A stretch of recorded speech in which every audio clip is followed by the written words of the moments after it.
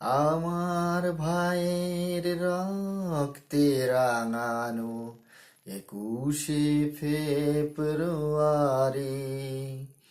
আমি কি ভুলিতে পারি, আমি কি ভুলিতে পারি। সালাম রকিব, বরকত, জব্বার, যারা ভাষার জন্য ঢাকার রাজপথে পাক হানাদার বাহিনীর সামনে বুক পেতে দিয়েছিল, যাদের রক্তে ঢাকার রাজপথ হয়েছিল লাল, আমরা কি তাদের ভুলতে পারি? কখনোই নয়। আরো অনেকে এই ভাষার জন্য জীবন দিয়েছে হাসি মুখে, তাদের নাম হয়তো ইতিহাসে লেখা নেই। সকল ভাষা শহীদদের প্রতি আমার শ্রদ্ধা অর্পণ করছি। করুণাময় সৃষ্টিকর্তার নিকট প্রার্থনা করি, সকল ভাষা শহীদদের আত্মার শান্তি কাম্য করি। বন্ধুরা, যখন এই দিনটি আসে তখন সেই ফেলে আসা দিনগুলির কথা মনে পড়ে। প্রভাত ফেরিতে যখন খালি পায়ে স্কুল থেকে বেরিয়ে সোজা শহীদ মিনারের উদ্দেশ্যে রওনা দিতাম, তখন মনের ভিতর আর শরীরের ভিতর সেই জোশ, সেই সাহস, উদ্বেগ হতো। জীবনের 22টি বছর প্রভাত ফেরিতে, প্রভাত ফেরির গান গেয়ে শহীদ মিনারে গিয়ে শহীদদের চরণে রক্ত অর্পণ করেছি। আজ এই দিনটি যখন এসেছে তখন নীরবে মন কেঁদেছে। বন্ধুরা, শহীদদের প্রতি আমাদের সবসময় শ্রদ্ধা থাকা উচিত। কালের গর্ভে সবকিছুই মুছে যাবে, কিন্তু চিরদিন বাংলার মানুষের হৃদয়ে শহীদ যারা হয়েছিলেন তারা সবসময় বেঁচে থাকবেন। বন্ধুরা, চলুন এবার মূল আলোচনায়।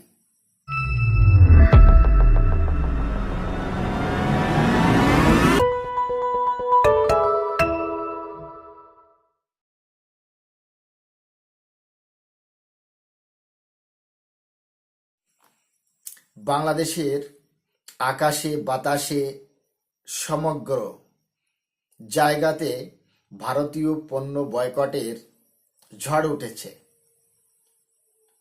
আজ আলোচনার মূল উদ্দেশ্য ভারতের পণ্য বয়কট নিয়ে। প্রথমে আমাদের জানতে হবে ভারতের পণ্য বয়কটের কারণ কি। কেনই বা বাংলাদেশের social media, YouTube, social activist এই ক্যাম্পেইন শুরু করেছে? পর্যালোচনা করতে গেলে প্রথমে মালদ্বীপের কথা অবশ্যই আসবে। মালদ্বীপে যখন রাষ্ট্রপতি নির্বাচন হয়েছিল তার আগে থেকেই বর্তমান মালদ্বীপের যে রাষ্ট্রপতি মোহাম্মদ মইজু, সে ক্যাম্পেইন চালিয়েছিল ইন্ডিয়া আউট। আর এই মইজু হচ্ছে চীনপন্থী নেতা, চীনের প্রতি তার ঝোঁক বেশি। যখন মইজু ইন্ডিয়া আউট নারা দিয়ে ক্ষমতায় আসেন, সেটা দেখেই কিন্তু বাংলাদেশে এই বয়কট ক্যাম্পেইন শুরু হয়েছে। আমরা জানি গত 7 জানুয়ারি বাংলাদেশে দ্বাদশ জাতীয় সংসদ নির্বাচন হয়েছে।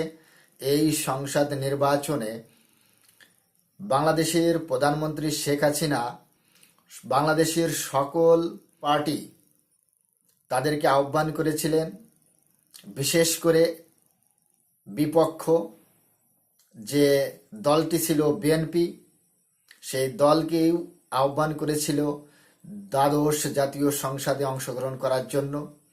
তবে বিএনপি নির্বাচন কমিশনারের কাছে যে প্রস্তাব রেখেছিলেন, প্রস্তাবটা ছিল বাংলাদেশের নির্বাচন তত্ত্বাবধায়ক সরকারের আন্ডারে হোক। কিন্তু বাংলাদেশের সুপ্রিম কোর্ট সেটা খারিজ করে দিয়েছে। সুপ্রিম কোর্ট আদেশ দিয়েছে তত্ত্বাবধায়ক সরকারের আন্ডারে নির্বাচন করা সংবিধানের বিরুদ্ধে, বাংলাদেশের সংবিধানের বিরুদ্ধে। বাংলাদেশের সংবিধানে লেখা আছে, বাংলাদেশে যে সরকার থাকবে সেই সরকারের দায়িত্ব থাকবে 90 দিনের ভিতর নির্বাচন করার। মানে সরকারের যে টার্মটা 5 সাল, সেই 5 বছর পূর্ণ হবার 3 মাস আগেই নির্বাচন করাতে হবে বাংলাদেশে।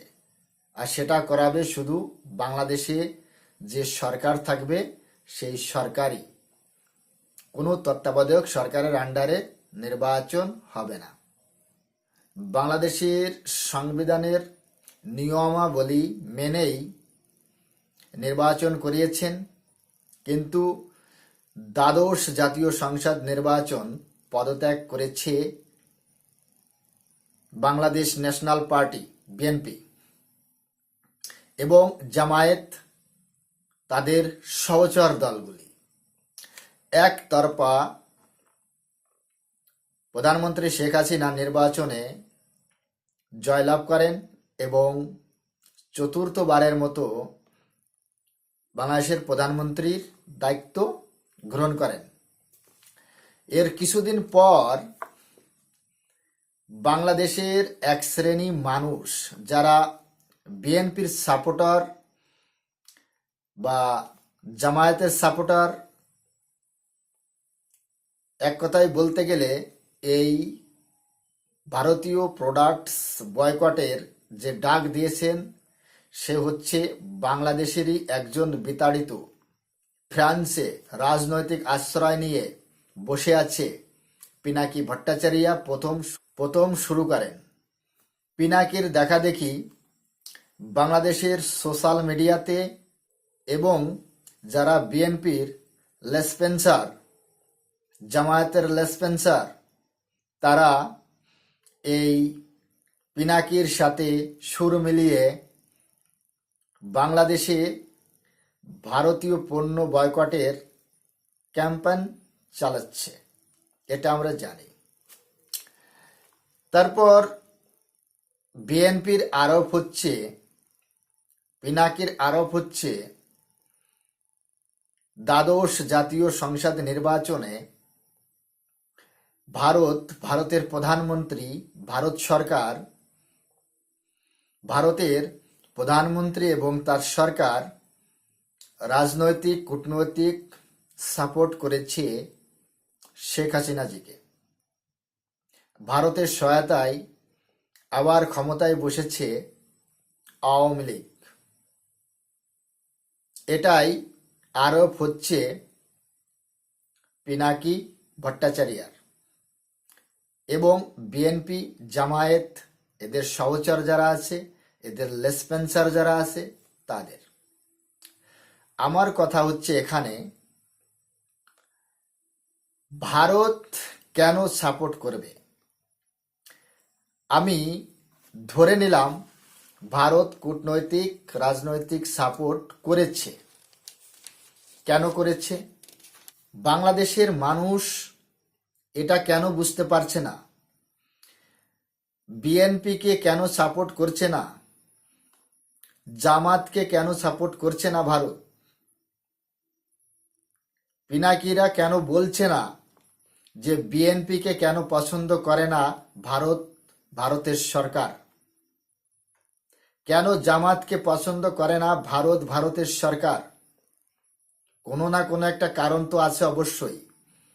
সেটা কেন এই পিনাকি ভট্টাচার্য বা বিএনপি, জামায়াত, এদের লেসপেন্সার যারা, তারা কেন জনসম্মুখে প্রকাশ করে না? কোনো না কোনো কারণ তো অবশ্যই আছে। বাংলাদেশে যারা এই ছোট লুঙ্গি প্রত্যেকে খুলে মাথায় বেঁধে চিল্লাচ্ছে ভারতীয় পণ্য বয়কট করুন, তাদেরকে বলছি, আগে জানুন ভারত সরকার কেন বিএনপিকে সাপোর্ট করে না, কেন জামায়াতকে সাপোর্ট করে না, কেন আপনাদেরকে সাপোর্ট করে না, সেটা আগে জানুন। তার আগে আমি কিছু কথা আপনাদেরকে বলি। 1975 সালের পর থেকে যখন বিএনপি সরকার গঠন করেছে বাংলাদেশে, তখন থেকেই ভারত বিএনপি সরকারের সাথেও কাজ করেছে, এরশাদ সরকারের সাথেও কাজ করেছে, তারপর আওয়ামী লীগের সাথেও কাজ করেছে, আবার বিএনপি এসেছে, তারপরেও ভারত বাংলাদেশের বিএনপি সরকারের সাথেও কাজ করেছে। ইনফ্যাক্ট বিএনপি জামাত যে সরকার করেছিল, গঠন করেছিল, সেই সরকারের সাথেও কাজ করেছে। 2004 থেকে 2008-এর মধ্যে কি এমন ঘটনা ঘটেছে যে যাতে বাংলাদেশকে এই মাসুল দিতে হচ্ছে? ভারতের সরকার বিএনপিকে কেন সাপোর্ট করেনি, কেন জামায়াতকে সাপোর্ট করেনি? যা কিছু ঘটেছে 2004 থেকে 2008-এর মধ্যেই ঘটেছে, এটা আগে জানুন। আমি তাদের উদ্দেশ্যে বলছি যারা ভারতের পণ্য বয়কটের ডাক দিয়েছে, যারা ভারতীয় পণ্য বয়কটের ক্যাম্পেইন চালাচ্ছে, তাদেরকে প্রশ্ন করছি, বাংলাদেশে 10 ট্রাক অস্ত্র আটক হয়েছিল। এই 10 ট্রাক অস্ত্র কাদের জন্য বাংলাদেশে আনা হয়েছিল? তখন তো বিএনপি জামায়াত সরকার চলছিল। কেন আনা হয়েছিল? এই 10 ট্রাক হাতিয়ার, অস্ত্র, বেআইনি অস্ত্র বাংলাদেশের চট্টগ্রামে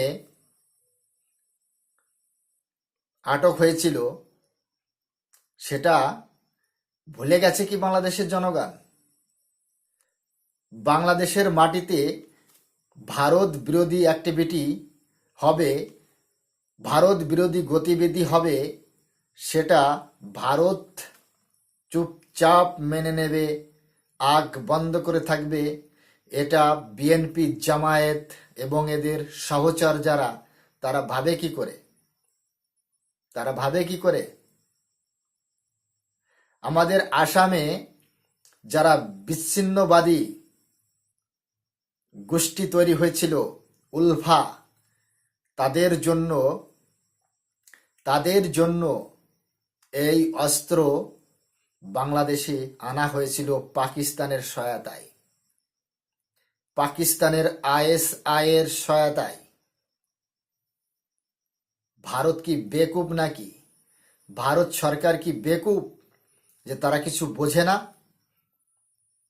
ভারতের ভিতর সমস্যা সৃষ্টি করার জন্য জামায়াত, বিএনপি বিভিন্ন কৌশল প্রয়োগ করেছে, কিন্তু সফল হয়নি।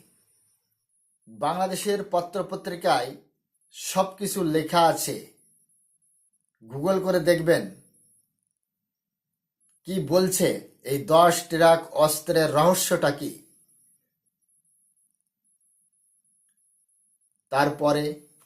তারপরে কি হয়েছে? ভারত সরকার নড়ে চড়ে বসেছিল। ভারত সরকার বুঝতে পেরেছিল বিএনপি জামায়াত 1971 সালের বদলা নেওয়ার জন্য বিভিন্ন প্রচেষ্টা করছে, ভারতকে ভেঙে দেওয়ার চেষ্টা করছে, ভারতের সাথে সমস্যা সৃষ্টি করার পথ খুঁজে বেড়াচ্ছে। ভারত সরকার যখন বাংলাদেশের কাছে, বাংলাদেশের বিএনপি সরকারের কাছে, জামায়াত সরকারের কাছে ভারতের সমস্যার কথা তুলে ধরেছে যে আপনার দেশের ভিতর ভারতের বিরুদ্ধে গতিবিধি হচ্ছে, উলফা আপনাদের বাংলাদেশে আশ্রয় নিয়ে বসে আছে, আপনারা কেন তাদেরকে আশ্রয় দিয়েছেন? কেন আপনারা তাদের সাথে জড়িয়েছেন? কিন্তু বারবার বিএনপি জামায়াত সরকার সেটা প্রত্যাখ্যান করেছে, অস্বীকার করেছে। যখন অস্ত্র ধরা পড়েছে, আটক হয়েছে, তারপর থেকে সবার সামনে জলের মতো ক্লিয়ার হয়েছে যে বিএনপি জামায়াত গঠজোড়ে এই অস্ত্র পাকিস্তানের সহায়তায় নিয়ে আসা হয়েছিল বাংলাদেশে উলফাদের হাতে তুলে দেওয়ার জন্য, ভারতের ভিতর যাতে অশান্তি সৃষ্টি হয়, ভারতের ভিতর যাতে সমস্যা সৃষ্টি হয় তার জন্য। বাংলাদেশে অস্ত্র আটক হয়েছিল 1 এপ্রিল 2004। এটা মনে রাখবেন। মনে পড়ে 21 আগস্ট? মনে পড়ে আপনাদের? ঢাকার বঙ্গবন্ধু অ্যাভিনিউতে যখন বাংলাদেশের তৎকালীন সরকারের বিরোধী নেত্রী শেখ হাসিনা, বর্তমান বাংলাদেশের প্রধানমন্ত্রী শেখ হাসিনাজি জনসভা করছিলেন, সেই জনসভায় শেখ হাসিনাজিকে লক্ষ্য করে গ্রেনেড হামলা হয়। আর সেই গ্রেনেড হামলায় বাল বাল বেঁচে যান শেখ হাসিনা। কিন্তু সেই গ্রেনেড হামলায় 24 জন নিহত হয়েছিলেন। শেখ হাসিনা সহ 300 জন আহত হয়েছিল। তারপরে যখন তদন্ত করা হয় এই গ্রেনেড কোথা থেকে এসেছে, শুধু বাংলাদেশই নয়, ভারতের রও তখন কিন্তু এই গ্রেনেড হামলা তদন্ত করেছিল। তখন জানতে পেরেছিল সবগুলো গ্রেনেডই কিন্তু পাকিস্তানের তৈরি, পাকিস্তান থেকেই আনা হয়েছিল। 10 ট্রাক যে অস্ত্র, সেগুলোও কিন্তু পাকিস্তানেরই তৈরি ছিল, পাকিস্তান থেকেই আনা হয়েছিল। বুঝতে পারছেন? বুঝতে পারছেন আপনারা?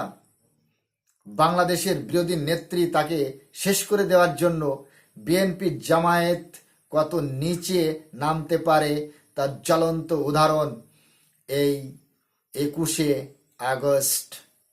এ সমস্ত কথা পিনাকি বলবে আপনাদের? বলবে না। এ সমস্ত কথা যারা বাংলাদেশের মানুষ তাদেরকে বলবে?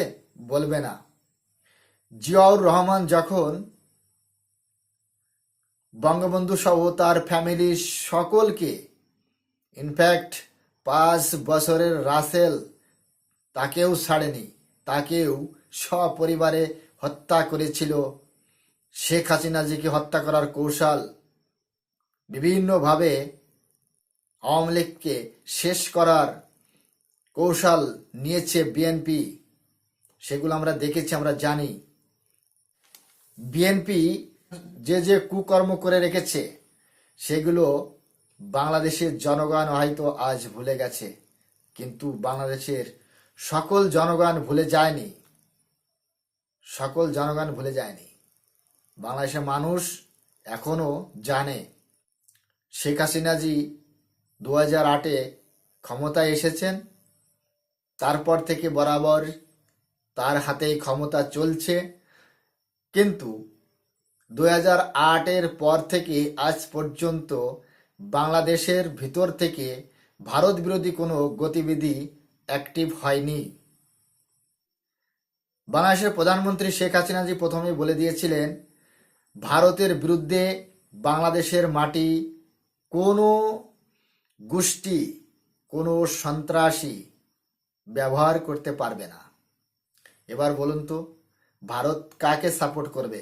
যে আমার ক্ষতি করতে চাই সেই বিএনপি জামায়াতকে, না যে আমাকে, আমার সুরক্ষাকে বা আমার ভারতের ভিতর শান্তি বজায় রাখতে সাহায্য করবে তাকে সাহায্য করবে? বয়কট, বয়কট করুন। বয়কট করতে বাধা নেই, কিন্তু বয়কট করলে সব কিছু বয়কট করুন। শুধু ওই 2 টাকার চিপস, প্যারাশুট অয়েল, এইগুলো বয়কট করলে হবে না। বয়কট করলে সব কিছু বয়কট করুন। পেঁয়াজ, চাল, ডাল, লবণ, তেল, হলুদ, জিরা, মশলা, কাপড়, পেঁয়াজ, রসুন, আদা, যত প্রকার যানবাহন আছে, গার্মেন্টসের কটন, গার্মেন্টস মেশিনারি, পাসপত্র, স্টিল, সমস্ত কিছু বয়কট করুন। এগুলো বয়কট করছেন না কেন? আপনারা বলছেন পেঁয়াজ তো বুঝে কেনা যায় না, কোনটা ইন্ডিয়ান কোনটা বাংলাদেশের, আলু তো কোনটা বাংলাদেশের কোনটা ইন্ডিয়ার, এটা বলে বুঝে কেনা যায় না। বাংলাদেশের সকল জনগণ জানে কোন দ্রব্য ভারতের, কোন দ্রব্য বাংলাদেশের। ভারতের পেঁয়াজও চিনে কেনা যায়, আলুও চিনে কেনা যায়, ডালও চিনে কেনা যায়, চালও চিনে কেনা যায়। বয়কট করলে সবকিছু বয়কট করুন। কটন, এটাও বয়কট করুন। আপনাদের অর্থনীতির, বাংলাদেশের গার্মেন্টসের জন্য যে দেশগুলি কটন সাপ্লাই করে তার মধ্যে দ্বিতীয় হচ্ছে ভারত, প্রথম স্থানে রয়েছে ব্রাজিল, ব্রাজিলের পরেই রয়েছে ভারত। তো এখন কথা হচ্ছে বাংলাদেশের গার্মেন্টস ফ্যাক্টরিতে যত শ্রমিক আছে তাদেরকে বলুন তারা যেন স্ট্রাইক করে। তাদের দাবি থাকবে বা ভারতের মেশিনে তারা কাজ করবে না, ভারতের তুলায় যে সুতা সেই সুতায় তারা কাজ করবে না। এটা পিনাকি বাবু আপনি প্রচার করুন, আপনারা এটা প্রচার করুন যে স্টিল দিয়ে বাংলাদেশে ব্রিজ নির্মাণ হচ্ছে, যে স্টিল দিয়ে বাংলাদেশের বিভিন্ন আসবাবপত্র নির্মাণ হচ্ছে, সেগুলো আমরা ব্যবহার করব না, সেগুলো বহিষ্কার করুন। বাংলাদেশের যে গরুর মাংসে ভারতের মশলা ইউজ হচ্ছে, ভারতের তেল ইউজ হচ্ছে, ভারতের যে গ্যাস ইউজ হচ্ছে, সেগুলো বর্জন করুন। ভারত থেকে যে ডিজেল যাচ্ছে সেটা বর্জন করুন। ভারত থেকে যা যা নিয়ে রেখেছেন সেগুলো ফেরত দিন। বাংলাদেশের বর্ডার সিল করুন, বাংলাদেশের বন্দর ব্যবহার করতে মানা করুন ভারতকে। বাংলাদেশের সাথে টোটাল বাণিজ্যিক যে এগ্রিমেন্ট সেটা স্যাংশন লাগানো হোক, সেটা বাতিল করা হোক। 1947 সাল থেকে আজ পর্যন্ত পাকিস্তান ভারতের সাথে বিরোধিতা করে এসেছে, 4 বার তো ভারতের সাথে যুদ্ধও করেছে। 1 ইঞ্চি জমি তো দখল করতে পারেনি পাকিস্তান। ভারতের থেকে আগে তো যেতে পারেনি। পাকিস্তান আজ দেউলিয়া হয়ে গেছে, শুধু ভারতের বিরোধিতা করতে করতে করতে করতে। সেই পথেই হাঁটছে বাংলাদেশ। বাংলাদেশের যেসব জনগণ পদের লুঙ্গি মাথায় বেঁধে ভারতীয় পণ্য বয়কটের যে ডাক দিয়েছে, যে চিৎকার করছে, ও তাদেরকেই বলছি এই চিৎকার মিছিল থেকে বাড়ি গিয়ে ভারতের পেঁয়াজ খাবা, ভারতের আলু খাবা, ভারতের নুন খাবা, ভারতের তেল খাবা, কোনো না কোনো কিছু ভারতেরই তোমাদের পেটে যাবে। তোমরা কাকে বয়কট করতে চাও? ভারতকে? ভারতের ক্ষতি না বাংলাদেশের ক্ষতি? কাদের ক্ষতি? বাংলাদেশে আজ যেসব মিছিল মিটিং হচ্ছে ভারতের বিরুদ্ধে, বর্তমান সময় যারা ভারতে অবস্থান করছে বাংলাদেশি নাগরিক, যারা চিকিৎসার জন্য এসেছে, যারা বিভিন্ন ব্যবসা বাণিজ্য বা কাজের জন্য এসেছে, তারা লজ্জায় ভারতের রাস্তায় বের হতে পারে না।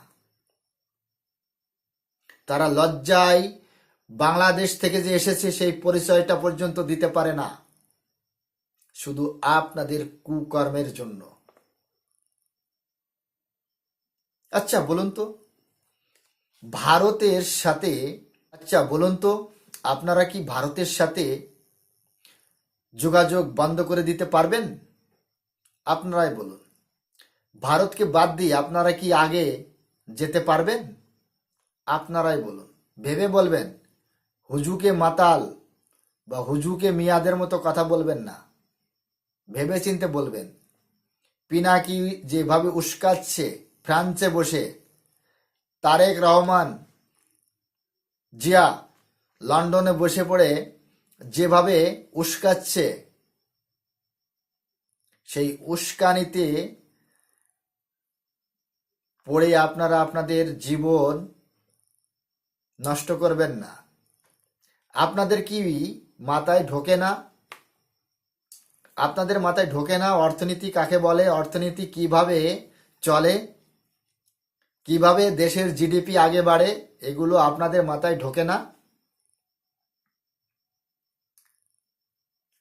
ভারতের 80% দ্রব্য বাংলাদেশে। আপনারা কি জানেন এই 80% দ্রব্য যদি ইউরোপ কান্ট্রি থেকে বাংলাদেশ আমদানি করে, তখন তার লজিস্টিক খরচ কত হবে? আপনি কি ভাবছেন যে ভাড়া দিয়ে আপনি ঢাকা থেকে ফরিদপুর পর্যন্তই আসতে পারবেন?